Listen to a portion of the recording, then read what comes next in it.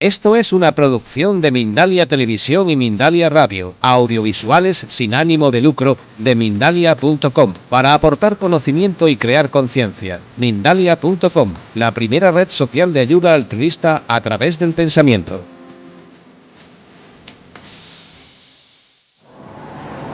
Bueno, buenas tardes a todos. En primer lugar, como no, dar las gracias al Grupo Massim por haberme invitado a dar esta conferencia sobre la Inquisición.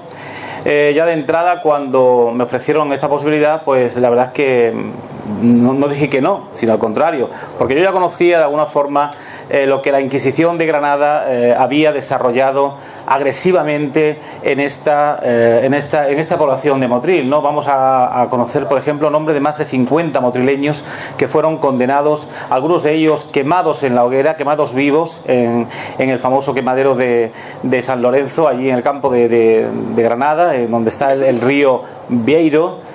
Y bueno, sin duda alguna no van a pasar desapercibidos los nombres y apellidos y sobre todo lo que era la Inquisición en sí. Conoceremos cómo actuaba el Santo Oficio, cómo actuó aquí en Motril, en esa casa de la Inquisición de Motril, y sobre todo, bueno, conoceremos fiestas populares que hoy se celebran por doquier en toda España, incluido Motril, y que guardan una relación muy estrecha con la Inquisición, y sin embargo ustedes no lo saben. Muchas frases que decimos en tono coloquial que son inquisitoriales y que ustedes no lo saben a lo mejor. En definitiva, estoy completamente seguro que van a aprender muchísimas cosas, ¿no? Pero quizás la pregunta que ustedes se hagan es: ¿quiénes eran los herejes de Motril? Pues eran hombres y mujeres que el único pecado que cometieron fue pensar de forma diferente. Es decir, ellos no asesinaron a nadie, ellos no robaron a nadie, simplemente creían en Alá o seguían la senda de Moisés, practicaban el judaísmo. Tenemos que centrarnos también, como no, en Al-Ándalus, esos 800 años de Islam, y en el reino de Granada. Es decir, cuando se conquista Granada a través de los reyes católicos se encuentran con una sociedad en Motril, por ejemplo, y en toda Andalucía, que está islamizada. Y la misión va a ser convertir la mentalidad de los motrileños y de todos los andaluces al cristianismo. Pero ojo, ¿cómo se consigue eso? No con una simple predicación, a través del terror. Y la Inquisición va a ser fundamental en este área. Los reyes católicos van a instaurarla con permiso del Vaticano, le van a dar precisamente carta libre para que ellos elijan a los inquisidores que crean oportuno. Por cierto, inquisidores que tenían que ser única y exclusivamente, según el Vaticano, miembros de la orden de los dominicos, los dominican, los perros de Dios. Una orden que sin duda alguna se caracterizó precisamente por la detención de personas que serían llevadas, hablamos de Motril, a las cárceles secretas de Granada, que, como muy bien indica el nombre de esas cárceles, eran cárceles apabellonadas, subterráneas, donde los reos estaban atados a argollas. Si conocéis Granada, para que os situéis, el Palacio de la Inquisición de Granada estaba en lo que hoy es el Banco de España. Hay una calle que baja, que se llama Calle de Cárcel Baja. Bueno, pues ahí fueron a parar esos 50 hombres y mujeres de Motril para sufrir su escarmiento. Y desde ahí, desde esa cárcel, subían a la calle Elvira, bajaban toda la calle Elvira hasta lo que era la Plaza Nueva, pasaban por la calle de Zacanete o Zaquinete, algo así se llama, no estoy muy seguro, o Zacatín, exactamente, que desemboca en lo que era Viva Rambla, donde se colocaba el escenario, el cadalso, donde los motrileños tuvieron que subir con su San Benito y su Coroza para que se leyese su sentencia.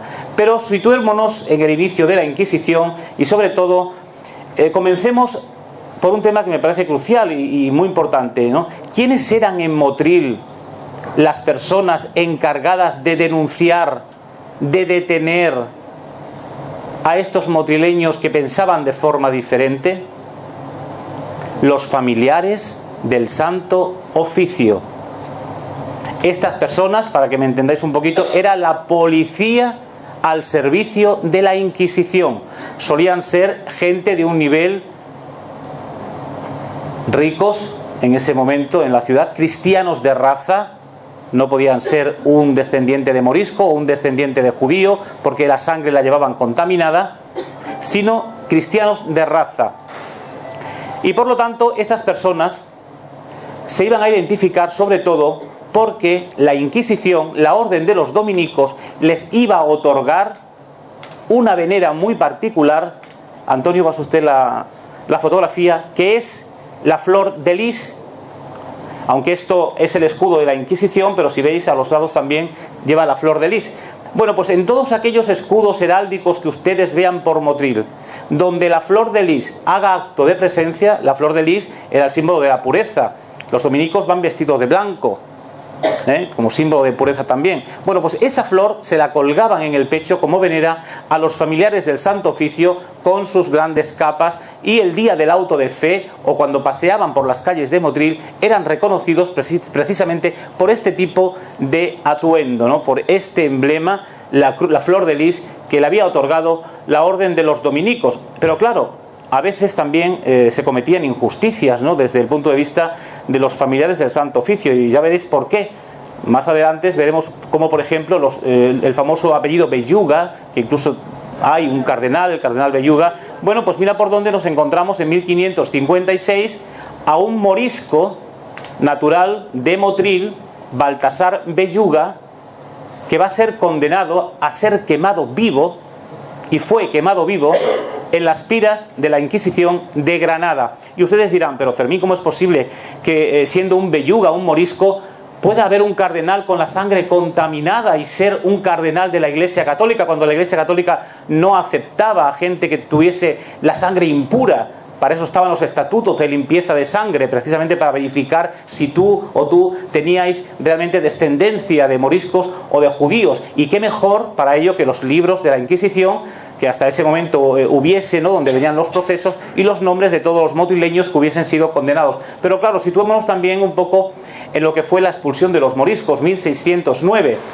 Cuando fueron expulsados todos los moriscos de España, los motrileños, lógicamente, aunque ya después de la guerra de las Alpujarras se fueron muchísimos fuera de aquí y se ubicaron casi todos en Extremadura, algunos de ellos quedaron, ¿no? Y sobre todo los que quedaron cuando la expulsión real de 1609 fueron los niños menores de 7 años, que se los robaron a las madres motrileñas que creían en Alá, se los robaron a las niñas motrileñas en nombre del crucificado, para entregárselos a madres cristianas, para que éstas los educaran cristianamente.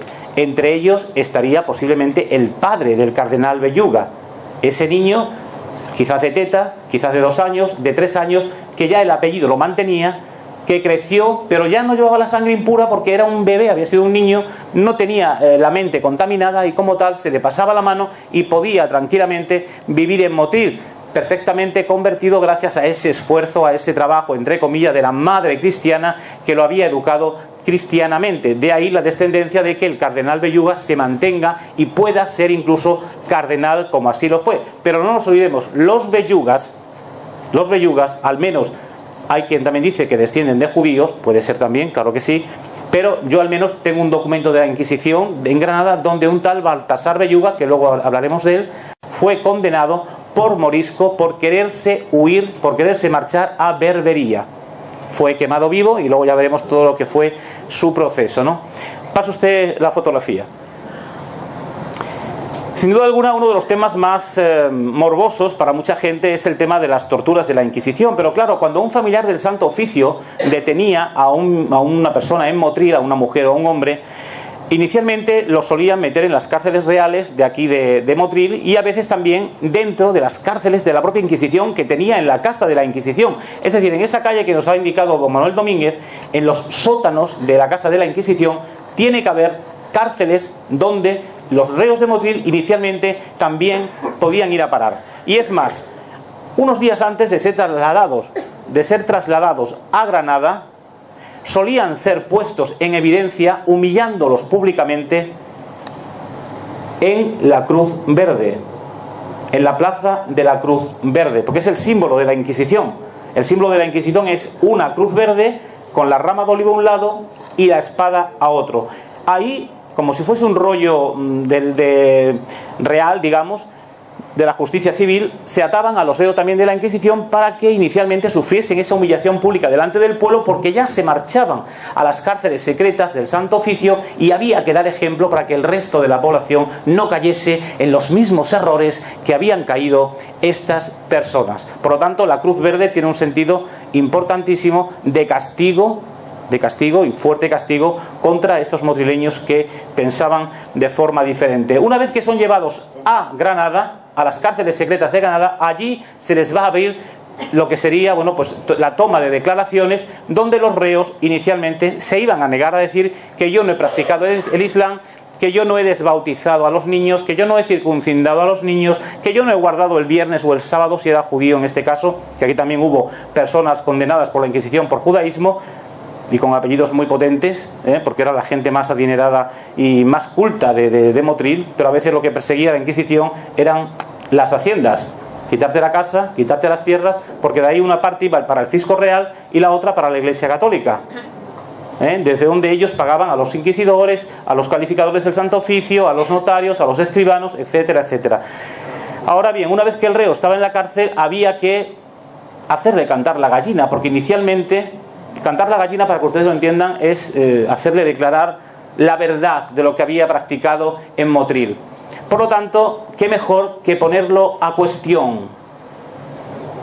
Inicialmente, fueras mujer o hombre, había que ser desnudado, tenía que ser desnudado delante de los inquisidores y delante del verdugo, para de esa forma amedrentarle ella psicológicamente y a ver si cantaba la gallina, a ver si decía algo de lo que se le había acusado. Alguien del pueblo le denunció, siempre iba a ser un cristiano de raza, porque nunca nos olvidemos que los edictos de fe de la Inquisición se lanzaban desde los púlpitos, y en este caso desde la iglesia de la Encarnación de Motril, donde el sacerdote de la época incitaba a los parroquianos que se encontraban en la parroquia para que, si veían algún tipo de personas del pueblo cometer algún delito de Islam o de judaísmo o de sodomía o de blasfemia, rápidamente viniesen a denunciarlo, porque ganarían indulgencias. El Vaticano daba indulgencias a todos aquellos que denunciasen a un hereje. La Iglesia Católica estaba por la misión, junto a la monarquía, de dogmatizar la mente de los españoles, de llevarnos por las sendas, por las veredas de las sandalias del crucificado, y qué mejor que a través de este tipo de delaciones para cazar y de esa forma aterrorizar al resto de Motril, para que no creyese en Alá, no creyese en Moisés, y sí creyese en los evangelios, ¿no? en Jesús de Nazaret. Por lo tanto, la misión de la tortura iba a ser básica y elemental para que la Inquisición tuviese una prueba evidente de que pueden quitarle las haciendas a los reos. Por lo tanto, la primera parte de tortura que iban a desarrollar era ponerlo a cuestión de tormento, que sería desnudar al reo delante de los inquisidores. Una de las torturas que se ven en los documentos de la Inquisición es precisamente los estiramientos, ¿no?, de los miembros, tanto de piernas como de manos. Y por cierto, hay una frase que decimos mucho aquí entre nosotros, ¿no? Te vas a romper la crisma cuando nos damos un golpe en la cabeza, ¿no? Pues ¿saben ustedes que esa frase guarda una relación estrechísima con el mundo de la Inquisición?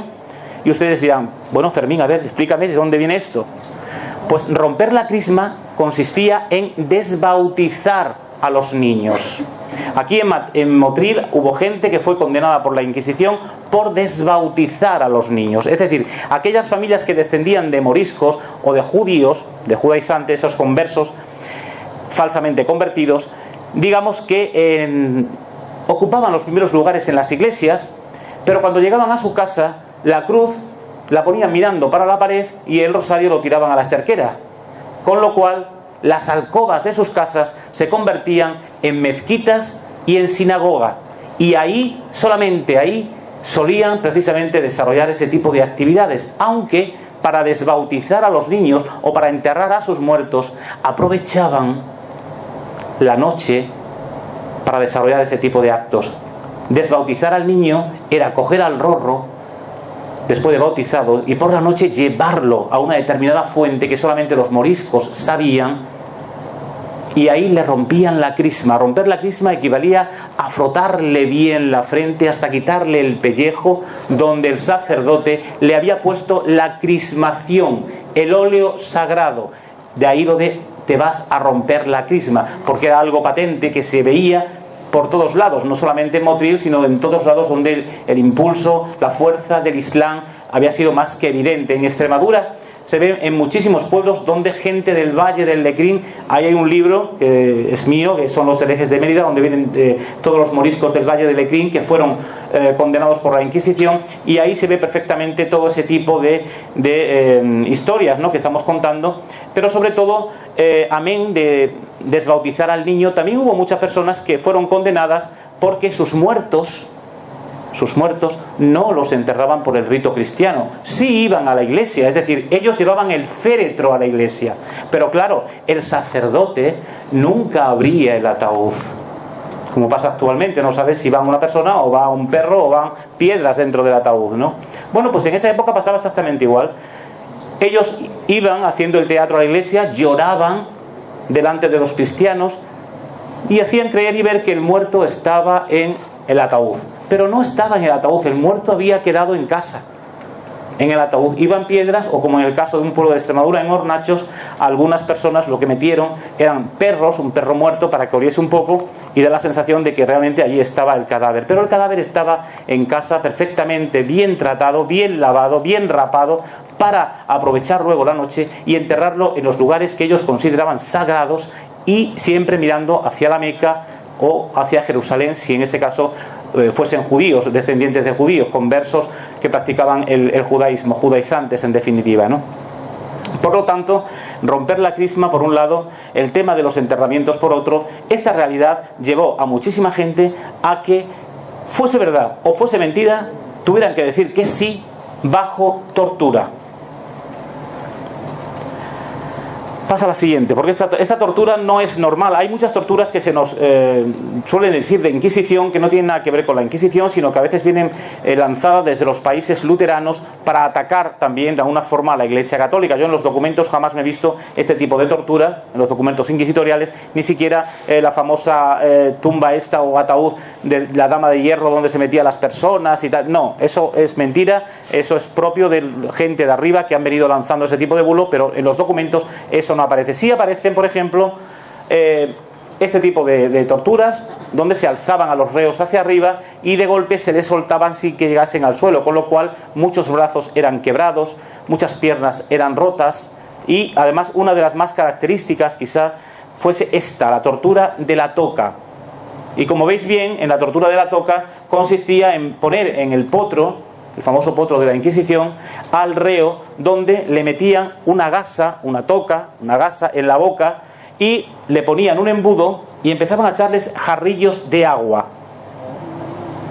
destilada, hasta que cantase la gallina, hasta que dijera, pues sí, yo he desbautizado a mi hijo, sí, yo he enterrado a mi padre por el rito musulmán sin llevar el cuerpo a la iglesia, etcétera, etcétera.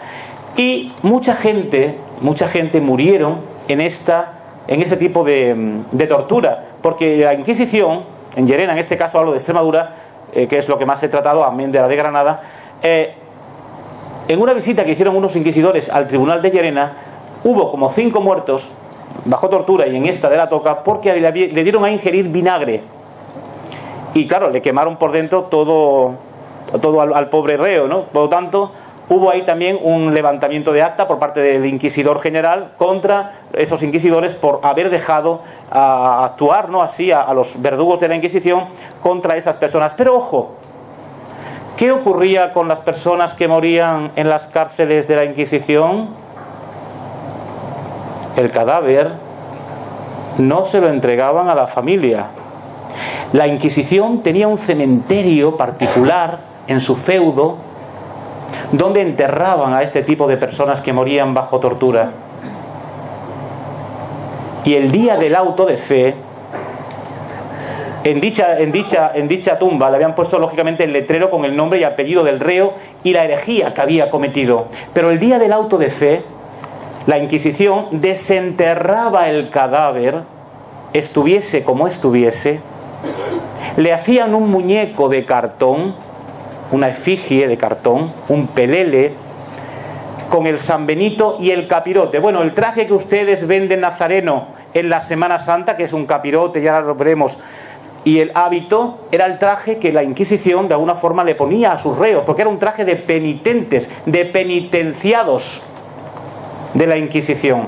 Es más, luego veréis algo referente a este tema, donde vais a descubrir que la Semana Santa y todo lo que vemos en ella forma parte de la Inquisición y nace de ahí, de ese momento de represión. Pasa usted la siguiente foto. Bueno, estos son los azotes que se les solían dar a los reos, ¿no? Pero nos quedamos en ese muerto, antes hablando del muerto que había sido desenterrado, y que durante el auto de fe, ¿qué ocurriría con este hombre y con este pelele, con este muñeco? Pues caminaría por las calles de Elvira y hasta llegar a Viva Rambla junto a los reos vivos. Iría el muñeco y los huesos, o como estuviese el cadáver, sobre asnos. Es más, si llevaba 3 meses o 4 meses muertos, a veces sentaban el cadáver en una especie de silla sobre el burro, sobre el asno, para que fuese mucho más tétrico todo ese paseillo y la gente se aterrorizara mucho más de esa realidad. Por lo tanto, aunque la mayoría de las veces no iban así, sino que iban en huesos, montados sobre serones, iban caminando por la calle Elvira con todos los reos vivos, con sus capirotes y sus sanbenitos. Pasemos a conocer los sanbenitos. Antonio, pasa la foto. Esta es otra tortura que no se daba tampoco la Inquisición. Esto es un auto de fe, que luego lo explicaremos, aunque esto es de Llerena, no tiene nada que ver con esto. Y nos vamos a centrar en los sanbenitos. Fijaos en la relación que pueden tener algunos de ellos con el tema de la Semana Santa.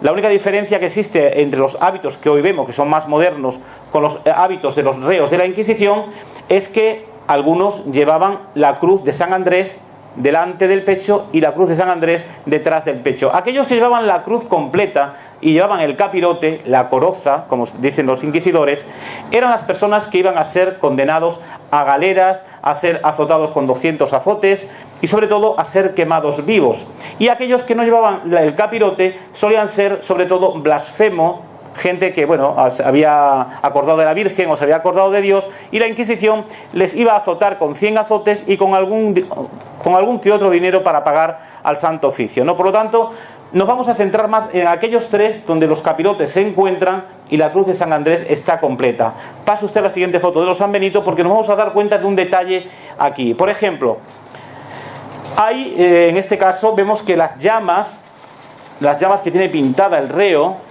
también se le pintaban diablillos, serpientes, van hacia abajo, pero en el otro las llamas van hacia arriba.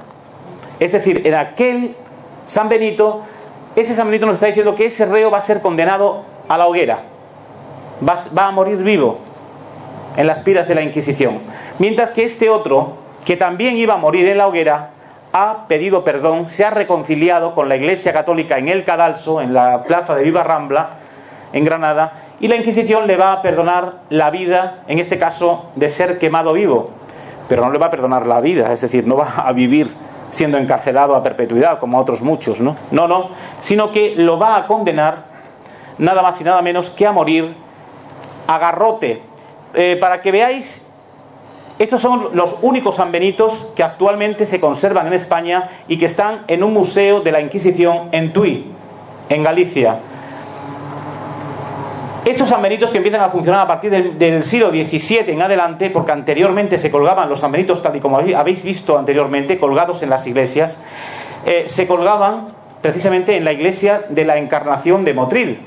Es decir, las 50 personas de Motril que fueron condenadas, su San Benito, una vez que había terminado el auto de fe, iban a ser quemados vivos o iban a volver a las cárceles secretas de la Inquisición, se le quitaba el atuendo, se le quitaba el San Benito y se iba a colgar en las paredes de la iglesia de la Encarnación de Motril, con una clara misión: perpetuar la infamia del reo y la de todas sus generaciones. Con lo cual ya todos los descendientes de esa persona no podía viajar a Indias, no podía vestir de color carmesí, no podía utilizar oro ni plata, no podía trabajar en trabajos públicos, es decir, eran motrileños de segunda o tercera categoría, estaban proscritos. Y los sanbenitos estuvieron colgados en la iglesia de la Encarnación hasta el año 1834.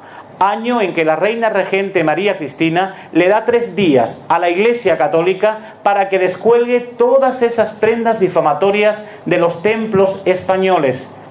Porque los templos eran todo menos templo, eran auténticos humilladeros públicos, ya que con el San Benito colgado en las paredes se estaba humillando permanentemente a todos aquellos motrileños que habían sido condenados simplemente porque pensaron de forma diferente. Por lo tanto, es a partir de ahí cuando los sanbenitos dejan de existir en las iglesias, y de ahí viene esa famosa frase que a veces decimos en tono coloquial de "te colgaron el San Benito".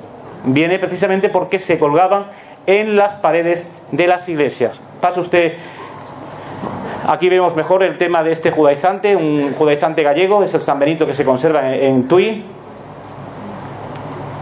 Y ese sería, bueno, pues ese garrote del que hemos hablado, al que el reo sería puesto dentro de lo que era, en este caso en Granada, el quemadero, muy cerca del quemadero, donde también estaba pues la horca y otros elementos de justicia de Granada, pero entre ellos también estaba el garrote, y el reo que se había salvado de la quema iba a morir a garrote porque se había reconciliado con la Iglesia Católica, con lo cual su familia sí podía dar misas por el alma de este difunto, ¿no?, de esta persona que habían asesinado, en definitiva, ¿no? Mientras que los que morían en la hoguera eran contumaces, eran personas que no habían pedido perdón y como tal eran herejes en potencia y tenían que ser quemados vivos. A veces llegaban, según los documentos, hasta el día siguiente, ¿no?, la quema de esos huesos, hasta que se hacían ceniza. Y cuando se hacían ceniza, los distribuían, los esparcían por todo el río Vieiro, para que desapareciese y no quedase nada, ¿no?, de esa persona en ese territorio de Granada, que se fuese con el agua buscando la mar, ¿no? Aquí vemos también otra forma más de garrote. Pase la siguiente imagen. Esto sería un poco el quemadero, para que os hagáis una idea. Era bastante grande el quemadero de Granada, pero se solían poner a todos los reos que iban a morir juntos, no uno a uno se quemaban, sino que se ponían todos en los diferentes palos que estaban en el quemadero, y poco a poco se le iban prendiendo fuego para que fuesen muriendo.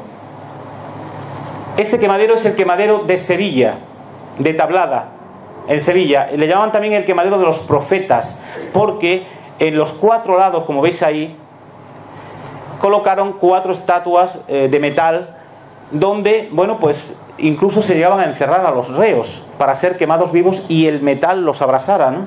Se llegó a ese extremo. Eso se hizo en Sevilla, en el quemadero de Sevilla, en la zona de Tablada, donde, bueno, pues desaparecieron bajo las llamas bastantes personas por practicar el judaísmo, o moriscos, en este caso andaluces de la zona, ¿no?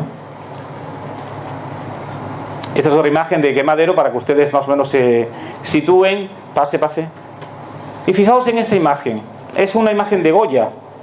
Goya fue una persona, como sabéis, que vivió muchísimos autos de fe y que sin duda alguna quiso quedarnos muchos dibujos de la Inquisición para que hoy podamos utilizarlos y precisamente podamos contar esa realidad que siempre se nos ha ocultado, porque nunca nos olvidemos, es la parte negra de la Iglesia Católica que siempre se ha censurado, que nunca nos han querido contar, y nos han contado la historia pues según le han interesado a quienes tenían el poder en ese momento, ¿no?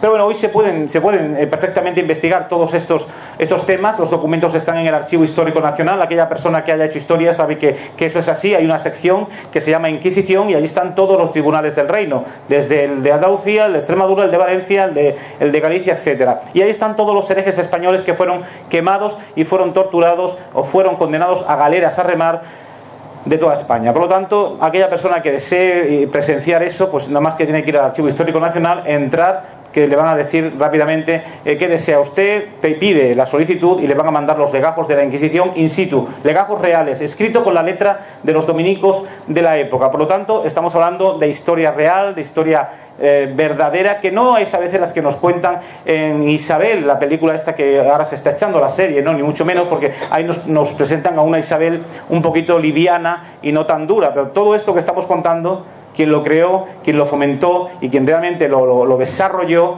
fueron los reyes católicos, Isabel y Fernando, y por supuesto en complicidad con la Iglesia y sobre todo con el cardenal Cisnero, que fue el que encendió la chispa de la persecución contra todas estas personas. Y fijaos, esto que estáis viendo aquí lo vamos a ver en algunas personas de Motril, ya que hay mujeres, en este caso, que fueron condenadas sobre todo por judaísmo, que van a ser azotadas.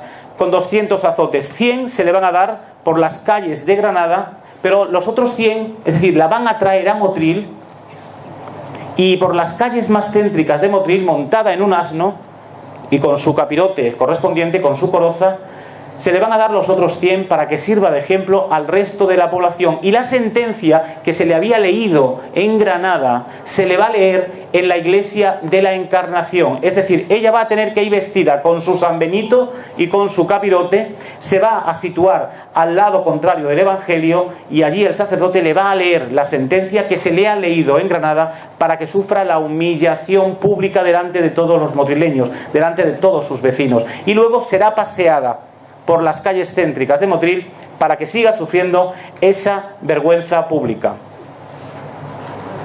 Ese es el escudo de la Inquisición, para que lo veáis más claramente. Si vais por ahí alguna vez y veis algún escudo con la cruz, la rama de olivo y la espada, que sepáis que ese es el escudo de la Inquisición. La espada simbolizando la justicia y la rama de olivo la esperanza. Bueno, esto es un plano de la Inquisición, en este caso de Granada, de la Granada del siglo XVII, donde, bueno, vamos a ver aquí muy mal el tema de la Inquisición, pero hay un lugar que se llama perfectamente y te pone Inquisición. Lo que pasa es que aquí no se ve, lo podéis ver en internet, con que pongáis Inquisición de Granada en Google, vais a ver perfectamente dónde estaba situada la Inquisición, calle Elvira, la calle Viva Rambla, etcétera, o perdón, la plaza de Viva Rambla y todo lo demás, ¿no? Pase la foto. Nos vamos a situar aquí. Fijaos qué foto más interesante esta de Goya. ¿Qué veis ahí? Aparentemente una procesión de Semana Santa. Olvidaros de los nazarenos que hoy en día muchos practicáis y creéis y lleváis sus hábitos. No, olvidaros de eso, que no tiene nada que ver con esta realidad que vamos a contar. Eso vino después. Fijaos cómo van estos reos, estos penitentes de la Inquisición. Vemos que hay picaos, personas que se están picando las espaldas. Vemos empalaos aquí al fondo. Es decir, estas personas antes iban en las procesiones así, pero ¿eran nazarenos de esos que nosotros creemos que hoy van en las procesiones a veces con una cruz a cuesta o arrastrando cadenas? Eran los reos de la Inquisición. La Inquisición obligaba, sobre todo a partir de finales del siglo XV y siglo XVI, a que los reos en día de fiesta mayor, Jueves Santos y Viernes Santos, fuesen delante de las procesiones precisamente haciendo este tipo de actos, porque de esa forma la Inquisición ante la ciudadanía quedaba como que estaba haciendo perfectamente bien su trabajo en las cárceles secretas con aquellos reos que no habían sido condenados a la hoguera, sino que habían sido condenados a cárcel perpetua o a cárcel por 5, por 4 o por 3 años. Y les obligaban a tener que salir en las procesiones practicando este tipo de ritos, porque a la vez el reo también demostraba a la ciudadanía que ellos se estaban convirtiendo y que su fe se estaba arraigando en su cerebro y la estaban demostrando a golpe de latigazos, al golpe de brazos enmaromados, como el de los que vemos ahí, ¿no? Los empalados que hoy, por ejemplo, vemos por la zona de la Vera, en Cáceres, en Jerez de los Caballeros, y que sin duda alguna nace con la Inquisición. Pero claro, cuando esa tradición salpica la imagen de la Iglesia Católica lo hace pagano. Es decir, hoy en día, si vais a ver los empalaos de la Vera o los empalaos de Jerez de los Caballeros, veréis que no salen ya delante de las imágenes ni salen de una iglesia, sino que salen de una casa particular. Eso salpicaba la imagen de la iglesia y ya no interesaba ponerle. Bueno, hasta hace bien poco, sabéis que el Padre Nuestro era Padre Nuestro, perdonando tal, nuestras deudas, y hoy son nuestras ofensas. Y no tiene nada que ver ofensas con deudas en sinónimo. No tiene nada que ver. Algún interés había para que eso se pudiera cambiar, ¿no? Por lo tanto, con este tema pasó exactamente igual. De ahí que muchas tradiciones que vemos hoy en día, como los picaos, que creemos que son personas que están haciendo una penitencia desde el punto de vista de la fe, pues bueno, hoy en día lo podemos ver así, pero su inicio no era ese. Y Goya nos los dejó muy clarito. Era todo lo contrario, eran reos que eran obligados por la Inquisición a practicar ese tipo de actos para demostrar que se estaban convirtiendo al cristianismo. Pero hoy lo vemos con otros ojos, lógicamente, porque quizás desconocemos esto que os estoy explicando. Quizás estéis aprendiendo algo con este tipo de conferencia, porque sin duda alguna a muchas personas, como lo sé por experiencia, pues en la mente se le abre y sobre todo dice, pero bueno, ¿qué estamos haciendo? ¿Me entiende? Pues es bueno que estas conferencias se hagan, porque el aprender no es malo, ni va en contra de la cultura, ni va en contra de nada. Todo lo contrario, todo esto se nos ha censurado, todo esto se nos ha dinamitado, intelectualmente hablando, porque no interesaba a los poderes fácticos del momento. Monarquía, por un lado, que estaba implicada en todos estos crímenes contra la humanidad, y por supuesto la Iglesia Católica, que también estaban ahí, porque era la primera que estaba violando sistemáticamente los mandamientos de la ley de Dios, desde el no matarás hasta el no codiciarás los bienes ajenos. Ellos les confiscaban los bienes a los reos. Ya no te digo el no tomarás el nombre de Dios en vano, o esa frase lapidaria de Jesús de Nazaret, ama al prójimo como a ti mismo, una frase que cuando dijo sonó como sonó y que suena exactamente igual en el día de hoy. Por lo tanto, si Jesús de Nazaret hubiera bajado a la tierra en esos años donde cierta iglesia actuaba como actuaba, estoy completamente seguro que los hubiera echado a latigazos como echó a los mercaderes del templo. Y eso no está reñido con la fe, Eso es historia, y la fe no está reñida con la historia, ni mucho menos. Es simplemente el saber interpretarla y el saber digerirla. No podemos ir como los burros, con anteojeras y solamente mirar para adelante. No, también tenemos que mirar para los lados. Por lo tanto, esa es la misión, en definitiva, de este tipo de conferencias. Por lo tanto, cuando veáis por ahí en Semana Santa todo este tipo de aparataje, de personas haciendo ese tipo de actos, acordaos que nació precisamente de la Inquisición. Pero vamos a seguir conociendo algunas fiestas más que se celebran en España y en Andalucía y que guardan una estrecha relación con el mundo del Santo Oficio. Pasa, Antonio, a la siguiente. Bueno, ahí vemos a los empalaos. Ya hemos explicado el tema de los empalaos y creo que, bueno, simplemente con ver las imágenes, estos son empalaos de la zona de la Vera y, como vemos, ya no salen de las iglesias, como sí lo veíamos en la foto anterior, sino que salen ya desde las casas. Estos suelen salir el Jueves Santo. Pasa a la siguiente foto, Antonio. Aquí vemos también otro empalao. Pasa a la siguiente foto. Pero fijaos en esta foto. Como veis, el empalao lleva unas cadenas, símbolo de que es un reo, de que está bajo el poder de la justicia. Situémonos en la época inquisitorial. Eran reos que estaban bajo el poder de la Inquisición. Por lo tanto, llevaban el símbolo de sus cadenas como personas que pertenecían a ese grupo de personas que habían sido condenadas. Y luego, bueno, pues todo el atuendo que conlleva, las cuerdas alrededor del cuerpo, el palo, etcétera, ¿no? Para de alguna forma sufrir. Pero fijaos en este personaje. Lógicamente, en el siglo XVI, siglo XVII, no había luz por las calles. Había que alumbrar también, en este caso, cuando esto se convierte en pagano, no en el siglo XVI, perdón, siglo XVIII, cuando hay que alumbrar las calles. Por lo tanto, la persona que acompañaba de alguna forma a este hombre o a esta mujer tenía que taparse, porque era una vejación, o era una vejación antes de convertirlo en pagano, el que se acompañase a un reo de la Inquisición que a lo mejor había sido liberado, pero seguía practicando este tipo de actos para seguir demostrando que él se había convertido al cristianismo. Por lo tanto, como ir al lado de un hereje era algo que no estaba bien visto, pues la gente se tapaba, porque a lo mejor era un familiar de él. Pero claro, hasta la propia familia a veces se avergonzaba de haber tenido a un hereje dentro de su núcleo, ¿no? Con lo cual la gente se tapaba, llevaba su farolillo para alumbrarle, y así hasta que cumplía la penitencia. Pasa usted a la siguiente foto. Aquí le vemos también un poco más cerca para que veáis el tema de los empalaos. Pasa a la siguiente foto, Antonio.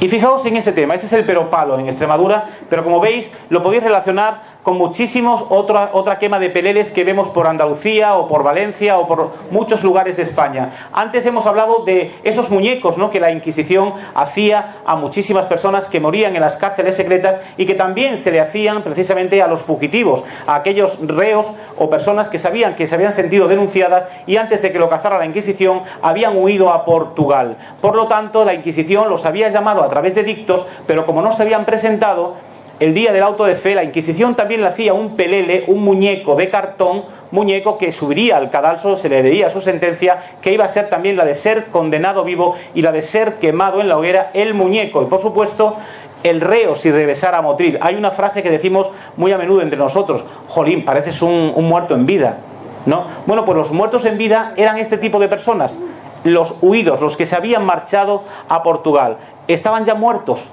para la Inquisición, eran muertos en vida, no podían regresar, y si tú los veías los tenías que denunciar, porque si no te iban a denunciar a ti como fautor de herejes, y tú también ibas a ser condenado por la Inquisición. De ahí que toda esa quema de peleles que vemos, por ejemplo, en las fallas de Valencia, que vemos con el Peropalo en Extremadura y en otros muchos pueblos de España, guarden precisamente esa relación con el mundo de la Inquisición, porque durante el siglo XV, a finales del XV y iniciales del XVI, se practicaba este tipo de actos en todas las ciudades, incluso en Motril, obligados además por la Iglesia, porque los cristianos de razas eran los que salían de alguna forma a cantarle al muñeco coplas vejatorias, a humillar al muñeco, y al final terminaban quemándolo, de alguna forma para mantener viva la fama y memoria de ese reo que había huido a Portugal, y también de aquel que había muerto en las torturas y que no se pudo reconciliar. Con lo cual, bueno, pues esta representación servía para atentar de alguna forma contra la verdad, ¿no?, de esas personas que simplemente fueron condenadas porque habían pensado de forma diferente. Pasa la siguiente foto, Antonio. Aquí vemos las quemas de peleles, que seguramente muchos de ustedes la habrán visto por ahí en algún pueblo que otro, o no sé si aquí en Motril se quemarán peleles o no todavía, pero bueno, seguro que se quemarían en su día. Pasa la siguiente foto, Antonio. Bueno, aquí también vemos cómo delante de las iglesias pues algunos peleles se mantean. También es muy típico en algunos pueblos de España. Es lo mismo, ¿no? Es humillar a un determinado muñeco que en su día representaba a un hereje de la Inquisición. Pase a la siguiente foto. Esto que veis aquí es Jarramplas, también es otra fiesta muy tradicional de Extremadura. Y bueno, que se ve también por algunos pueblos de la zona de Zamora. Yo que he estado por ahí dando conferencias también me he encontrado con este tipo de atuendos. Y bueno, este es un emplumado. Hay una frase que decimos muy a menudo también, dice, a este lo han emplumado. Bueno, pues lo de emplumar viene precisamente, ¿veis el traje? El traje lo que simboliza son las plumas de aves. Es decir, aquella gente que abrazaba la superstición, sobre todo mujeres, brujas o hechiceras, y sobre todo los polígamos, la gente que se había casado 2 y 3 veces, o bígamos, solían ser emplumados. Es decir, solían salir por las calles montados en asno, como hemos visto en la anterior foto de Goya, pero tras ellos iba una persona del séquito con una espuerta completamente llena de plumas de aves. Se le untaba el cuerpo de miel completamente al reo y se le iban lanzando las plumas para que se le quedaran pegadas al cuerpo, ¿no? Y de esa forma era el hazmerreír de toda la población, y la gente pues se iban burlando y se iban humillando al reo simplemente porque se había casado 2 veces o porque había abrazado, como hemos dicho antes, el mundo de la superstición. Jarramplas fue un emplumado, en este caso fue un bígamo de un pueblo de Extremadura, y como veis lleva el capirote, aunque lo lleva pintado, hoy en día se transforma todo, pero lleva los cuernos, porque le puso los cuernos a su primera mujer. Es decir, él se casó, pero la mujer no había muerto. La mujer estaba viva, se había marchado a otra población, y en esa población se volvió a casar con otra mujer. Por lo tanto, el pueblo le recibe tirándole nabos. Y es más, Jarramplas sale de una iglesia. Es decir, él ha escuchado en el templo la sentencia de la Inquisición, que es esta, la de ser humillado público también por las calles, ¿no? Y bueno, esta tradición se ha mantenido en nombre de este personaje que en su día sufrió pues este escarnio cruento por parte de esta población de Piornal, y que era muy, muy normal en muchos pueblos de España verlo, sobre todo cuando había bígamos o había brujas por medio, ¿no? Pero sobre todo fijaos en esta estampa, el toro. ¿Qué relación puede tener el mundo del toro con la Inquisición? Pues fijaos, una vez que los reos habían sido quemados y que el primer día el auto de fe había terminado, el segundo día los reos iban a salir por las calles de Granada para ser azotados. Los que habían sido, por ejemplo, blasfemos, sobre todo blasfemos, porque los que iban a ser condenados en la hoguera era imposible. Pero los blasfemos y aquellos que iban a ser condenados a galeras a remar, es decir, que iban a ir como galeotes, como remeros en los barcos españoles para llevar españolitos a América, esos eran reos todos de la Inquisición, sin sueldo. Y la misión, en este caso, del segundo día, que la Inquisición tenía, amén de azotar a las personas, era la de celebrar la victoria de la fe sobre la herejía. Por lo tanto, la Inquisición lo que hacía era en la plaza de Viva Rambla un baile, una verbena con músicos de la época para que la gente disfrutara. Pero le soltaba luego un toro embolado y a veces enmaromado, porque había que pasear por las calles de Granada el arma que había dinamitado la herejía, el fuego.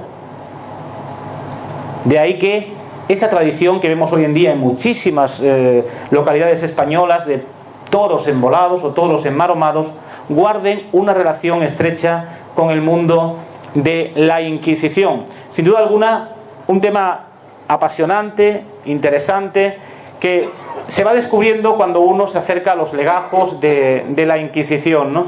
Pero Antonio, vamos a darle al Word ahora y vamos a conocer algunos herejes de Motril que fueron condenados por la Inquisición de Granada.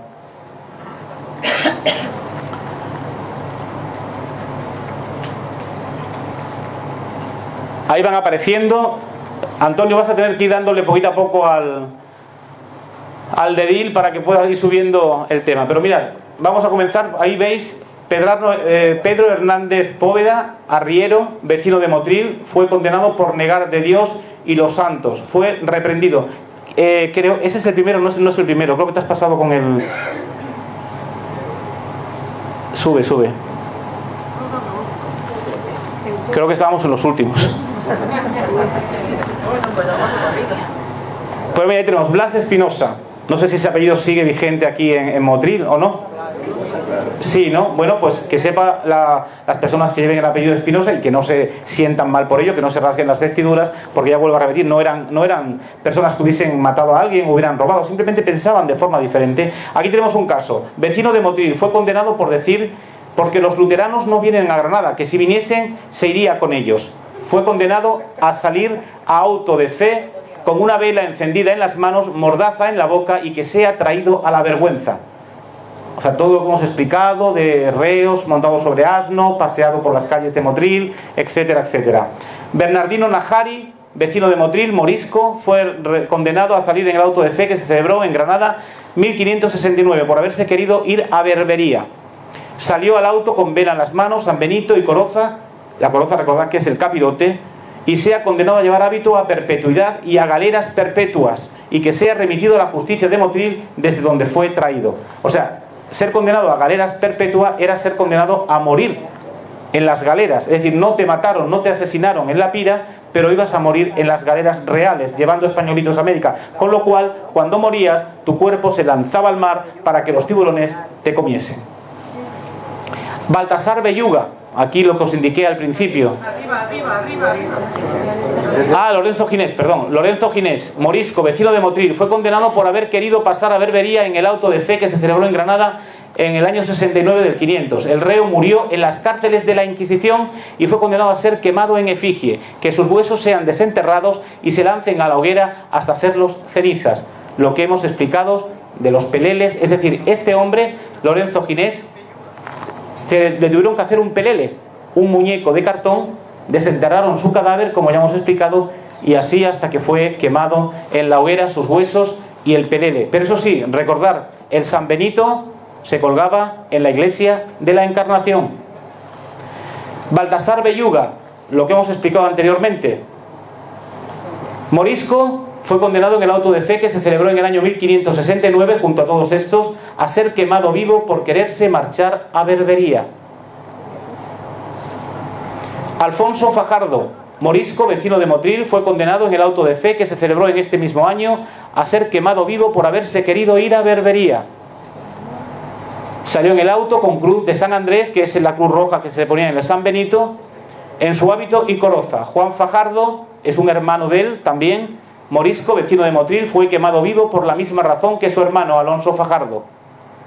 Hernando de Castro, vecino de Motril, fue quemado en la hoguera por quererse marchar a Berbería. Sebastián de Soto, Berbería es Marruecos en este caso, ¿no?, donde estaba el Islam. Ellos eran personas que abrazaban el Islam y como tal pues echaban de menos todo esto. Sabía que la Inquisición les estaba vigilando, no estaban tranquilos y preferían marcharse a Berbería para de alguna forma salvar la vida. No pudieron y murieron en las hogueras de la Inquisición. Sebastián de Soto, cristiano viejo, este ya es un cristiano de raza, vecino de Motril, fue penitenciado en el auto de fe que se celebró en la iglesia de Santiago de Granada por blasfemar contra la iglesia y los santos. Fue desterrado por 1 año de este reino y de Motril por 2 años. Siga usted subiendo para arriba. Pedro Anaor Catalán, estante en Motril, fue testificado por seguir la doctrina de Martín Lutero, es decir, un luterano. Fueron muchos los luteranos que aquí en Motril fueron condenados. Era una zona marítima, de costa, con lo cual Gibraltar y otros muchos lugares cercanos, bueno, pues a veces pasaban los barcos con libros de Martín Lutero para intentar propagar en esta población el luteranismo. Pero claro, las garras, las fauces de la Iglesia Católica estaban, a través de los familiares del Santo Oficio, pendiente en los puertos de que no entrasen baúles cargados de libros donde bueno, pues esa semilla negativa, esa semilla negra de Lutero podía prender en Motril y podía convertir a la gente en luteranos y no en cristianos católicos. Pedro de la Cruz, vecino de Motril y pregonero de la dicha villa, fue condenado por decir que joder y andar desnudo no era pecado. Fue condenado a que abjurase de Leví y que oyese una misa en la iglesia de Santiago en forma de penitente y que se le diesen penitencias espirituales. Las penitencias espirituales eran esas que hemos estado hablando de la Semana Santa. Es decir, esos actos de empalados, de picaos, esas eran las penitencias espirituales que la Inquisición ordenaba a los reos. Juan de Robles, de 70 años, fijaos, un hombre de 70 años, qué misericordia tenía la iglesia en ese entonces, ¿no?, para con la gente. Vecino y escribano público de Motril, fue condenado por haber dicho que tener cuenta carnal un hombre con una mujer no era pecado, algo tan natural. Fue absuelto por su edad, pero tuvo que sufrir la humillación pública, lógicamente. Alonso de Torres, zapatero natural de Motril, vecino de Almagro, hermano de Lorenzo Fernández, tendero en la Puerta de Valenzuela. Fue condenado por morisco en el auto de fe tal. Salió con San Benito y Coloza, se le dieron 200 azotes y fuese condenados a galera sin sueldo por tiempo de 4 años. Pedro Hornero, vecino de Motril, condenado por la Inquisición de Granada por blasfemar también. También vemos aquí a Marcos Rubio, un albañil, que también fue condenado pues por lo mismo, por blasfemia. También Juan Real Gallego, por amenazar al patrón, trabajador, vecino de Motril. Bueno, no le pagaba y el hombre pues... Pero claro, seguramente el patrón sería un familiar del Santo Oficio. Seguramente. Ana María Moreno, esta es una brujilla de aquí de Motril. Vecina de Motril, fue acusada... Bueno, no, perdón, esta no es la que yo digo, es otra. Esta es una bígama, es decir, se casó 2 veces. Fue su primer marido Luis de Roa y su segunda con Pedro Ruiz. Fue condenada a que oiga una misa en la iglesia de Santiago de Granada con insignia de casada 2 veces. Esta fue traída a Motril para ser azotada por las calles céntricas de Motril con los 100 azotes que le tenían que dar y subir al altar de la iglesia de la Encarnación para que allí se le leyera su sentencia y sufriera la humillación pública. Pedro Hernán de Poveda, arriero, vecino de Motril, podéis leer si veis bien, condenado por renegar de Dios. Fray Francisco del Campo, un religioso de la Orden de San Francisco de Paula, residente en el monasterio de Motril, por proposiciones. Las proposiciones os podéis imaginar cuáles son. Solían solicitar a las beatas en los confesionarios para tener acceso carnal con ellas. Algunos llegaban a tener, porque claro, todo el proceso no lo puedes tener, ¿no?, pero llegaban a tener poluciones dentro del confesionario. Y algunas beatas, lógicamente, algunas mujeres les denunciaban a la Inquisición. La Inquisición actuaba, pero ojo, la Inquisición tenía una doble vara de medir. Es decir, mientras que a ti, ciudadano de a pie, te quemaba en la hoguera y te humillaba públicamente o te azotaba, a sus miembros no les hacía eso. Los reprendía puertas adentro porque había que salvar la honra del hábito. Por lo tanto, no podían sufrir la humillación pública, simplemente a veces se les despojaba, no de las vestiduras, sino que, bueno, se les decía que se les suspendía sin confesar durante 2 o 3 años, ¿no? Pero bueno, ellos seguían practicando con aquellas amiguitas que habían conseguido y que le dijeron que sí en el confesionario. Por lo tanto,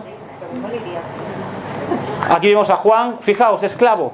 Ojo con el tema que viene ahora porque es importantísimo. Motril fue un pueblo de esclavos. Estaba la caña de azúcar. Había que trabajar y la mano de obra en su mayoría era mano de obra esclava. Gente venida de Angola, de Mozambique, de Guinea, según nos indican los documentos, porque España era un país traficante de esclavos, igual que Portugal. Con lo cual se iban a las colonias, se traían a esas personas precisamente para que trabajasen en la caña de azúcar con el dueño, que en este caso le había comprado el esclavo a una determinada persona. Vamos a seguir porque aquí hay un tema muy interesante. Juan, esclavo de Miguel Gutiérrez, vecino de Motril, por decir que no era necesario rezar el rosario para creer en Dios, fue condenado a ser puesto en un convento donde fuese instruido en nuestra santa fe católica. Es decir, si el dueño no podía con él y no era capaz de insertarle la semilla de Dios en su cerebro, ya en el convento se encargarían de que así fuese. Matías Rodríguez, alguacil mayor de la villa de Motril, por malos tratos a un reo en la cárcel. Aquí no pone sentencia y no pone nada. Esta es una relación que, bueno, de una visita que hizo a Motril. Aquí entra en juego la casa de la Inquisición de Motril. El doctor Juan Salcedo, que es un inquisidor que ha hecho a la villa de Motril el 6 de marzo, que salí de Granada, hasta el 6 de julio, que regresé al Tribunal de Granada. Es decir, este señor estuvo en la casa de la Inquisición de Motril, ahí viviendo durante un tiempo, recibiendo las denuncias no solamente de la gente de Motril, sino de pueblos alrededores que se tenían que acercar hasta Motril, hasta la casa de la Inquisición, donde se le tomaría declaraciones, y aquellos que habían sido condenados de temas fuertes, pues iban a ser puestos en las cárceles reales de Motril, o en las cárceles que la misma Inquisición tenía en los sótanos de la casa de la Inquisición, a espera de ser llevados a Llerena. A Granada. Andrés Marín Mera, labrador, vecino de la villa de Motril, fue acusado de blasfemia heretical contra el cielo. Como veis, en las visitas no se ponía o no se imponían a veces sentencias, sino que no era muy importante lo que había sucedido, y con una determinada cantidad de dinero que pagaba, pues bueno, te podías ir a la calle siempre y cuando no volvieras a cometer los mismos delitos, ya que te habían dado una buena reprensión en su espacio, ¿no? Ana Martínez, mujer de Juan Ibáñez, soldado de la villa de Motril, fue acusada por una mujer que, teniendo una conversación con ella, la denunciante le preguntó que cómo podía llevar tanto, contestándole el arreo que Dios lo tenía tan grande que chorrea y que nos moja todas. Lástima criatura. Como veis, también hay para reírse, pero fijaos cómo este tipo de comentarios tan simple, tan burdo, podía llegar incluso a que una persona fuese detenida y fuese encarcelada y fuese humillada. Es decir, eran otros tiempos, lógicamente, pero esto sucedía, y sucedió aquí en Motril.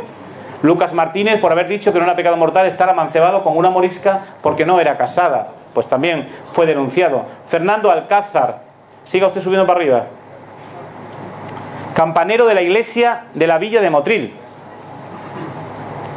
se denunció él mismo de que haría 15 días, estando en conversación con ciertas mujeres y hablando de un sacristán que estaba amancebado con una mujer, dijo que era mejor estar amancebado que casado, porque no tenía tantas obligaciones los amancebados como los casados. Hoy en día, sin duda alguna, así lo entendemos y así lo aplaudimos, pero en esta época, fijaos cómo estaba totalmente prohibido. Isabel Negra, esta es una esclava. Ya el apellido nos está indicando el color de la piel de la mujer. Esclava de Juan Robles, escribano público de la villa de Motril. Fue delatada por una testigo mujer que dice que la vio lavarse un viernes por la tarde sus muslos y partes vergonzosas, y la denunció por saber que era mora bautizada y que este lavado en viernes es rito propio de los moriscos. El viernes es el día de fiesta de los musulmanes. Por lo tanto, este acto sirvió para que esta mujer fuese denunciada por este hecho, ¿no? Que a lo mejor simplemente se estaba lavando como cualquiera de nosotros, un viernes, un jueves o cualquier día, pero bueno, fue denunciada. Leonor González, mujer de Manuel Durán, vecina de Motril, fue testificada por dos testigos mujeres de que, diciendo una de ellas, vamos a visitar la ermita de San Antón, que no sé si sigue todavía aquí la ermita de San Antón, sí, la dicha Leonor González dijo, yo no voy a ver a San Antón, ya que está muerto hace mucho tiempo. Una de las testigos le dijo que no estaba muerto, que estaba en el cielo. Bueno, una blasfema más de Motril. Dominga Pérez, esta es una hechicera de aquí de Motril, mujer soltera, vecina de Motril, fue testificada por un testigo mujer de que haría como un año que la dicha Dominga contó y refirió que, para efecto de que un hombre con quien estaba amancebada viviese y tratase con ella, hacía invocaciones al demonio de esta forma, que llamaba 3 demonios de los escribanos y 3 de los zapateros y 3 de los de la pescadería y 3 de la encrucijada, y que los invocaba para que le trajesen el cuerpo de su amigo, diciendo: Jerónimo, Jerónimo, yo te conjuro, nombrando todos los espíritus referidos, que vengas corriendo y mujer me vengas diciendo, y que dicho conjuro lo había hecho 2 o 3 noches a partir de las 12 de la noche puntualmente, que solía hacer los conjuros teniendo una cazuela llena de agua y el pie derecho descalzo metido en la dicha cazuela, y en acabado el dicho conjuro derramaba el agua de la cazuela en el quicio de la puerta, lógicamente de la persona a la que quería que esto le sucediera. También mandó el arreo a la testigo que tenía que ir a la puerta del matadero y coger 3 piedras y después ir a la horca, aquí de Motril, y coger otras 3, y después de cogida ir a una encrucijada y coger otras 3, y todo a partir de las 12 de la noche, y con todas las 9 piedras tendría que ir a una encrucijada a la dicha hora y hacer otra invocación. También, para hacer venir al hombre que deseaba, Dominga Pérez encendía a las 12 de la noche 3 candelillas de cera en su aposento, y rezar a un Cristo y a San Juan, haciendo un círculo donde se metía y desde donde rezaba. No se pudo hacer juicio con ella porque por estar fugitiva.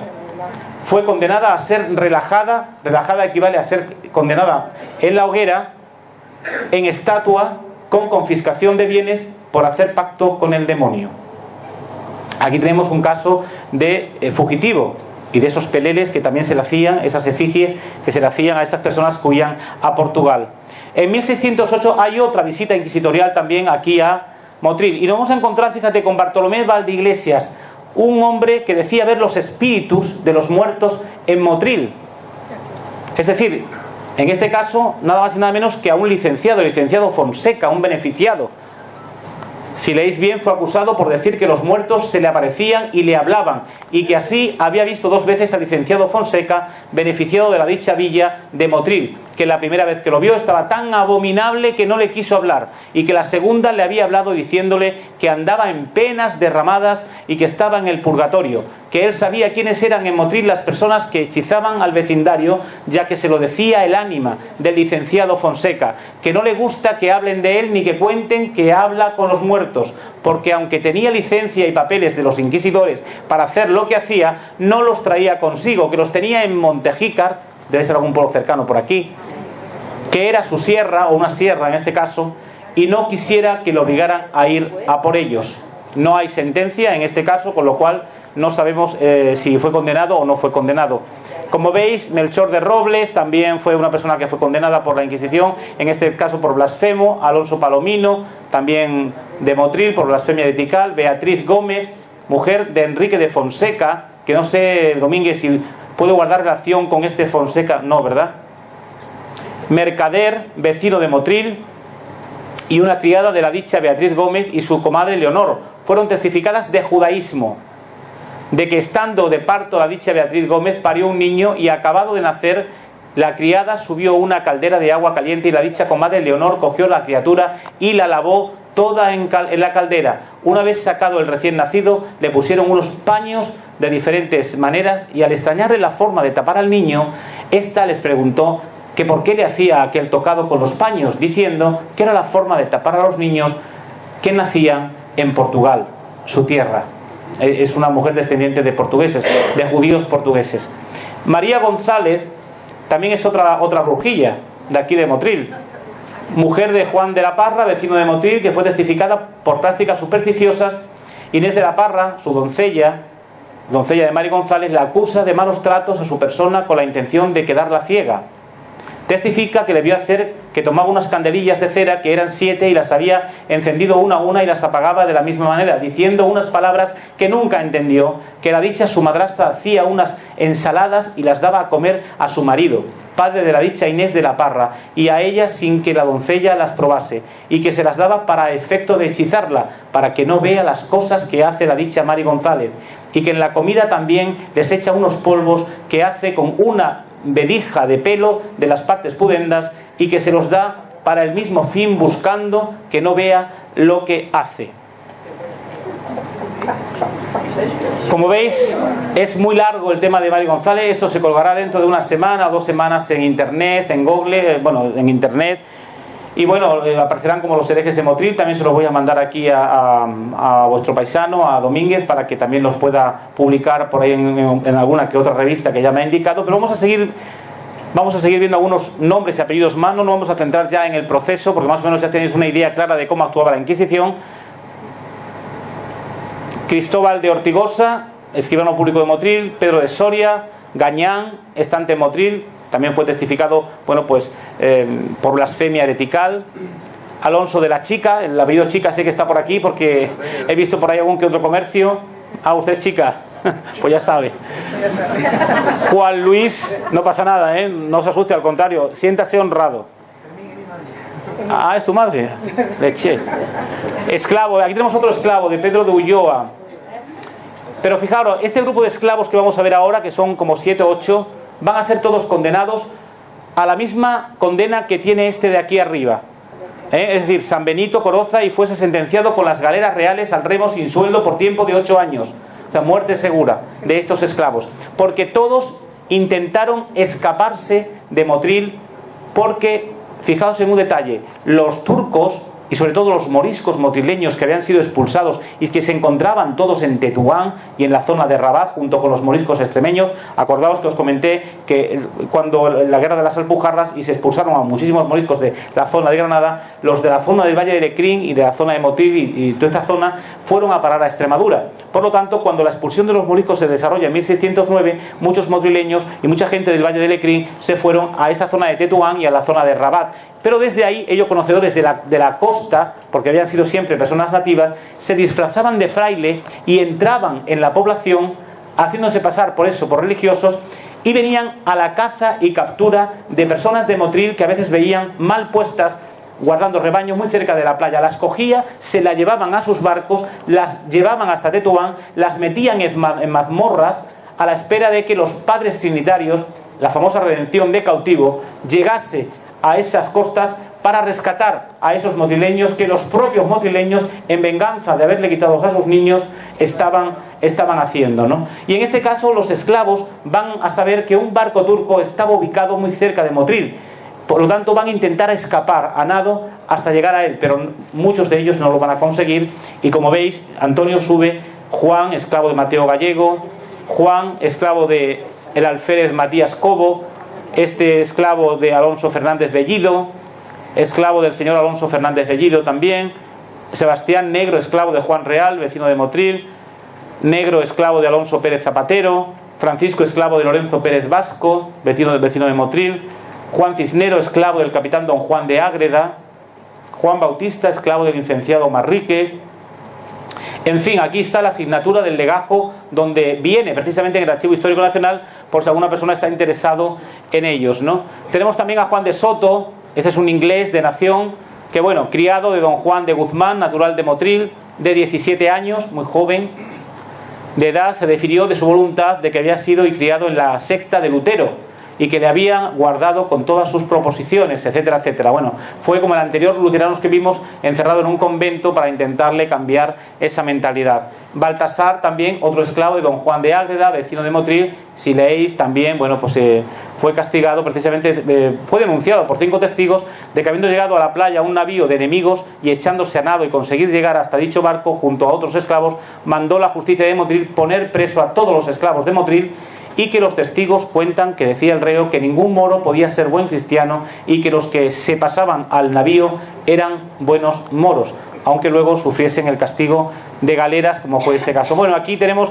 algunos familiares del Santo Oficio que he apuntado ya de alta del siglo XVIII prácticamente, 1731, 1720, pero me quedo con José Belluga y Vargas. Acordaros de aquel Belluga que como dijimos, había sido quemado vivo por morisco, Baltasar Belluga, ¿no? Y cómo se supone que los bellugas tenían que tener la sangre infectada, contaminada por descender de herejes. Sin embargo, tenemos incluso hasta un cardenal, en este caso nativo de Motril, ¿no? No quiero con esto criticar ni mucho menos al cardenal Belluga, simplemente contar esta historia real, verídica, documentada de Motril, y que, bueno, espero que haya servido para desenmascarar a los verdaderos herejes de la historia, que desde mi punto de vista no son los condenados, sino aquellos que en nombre de Dios, en nombre del crucificado, violaban sistemáticamente los mandamientos de la ley de Dios, los dominicos, en definitiva, la Iglesia católica. Muchísimas gracias y buenas noches.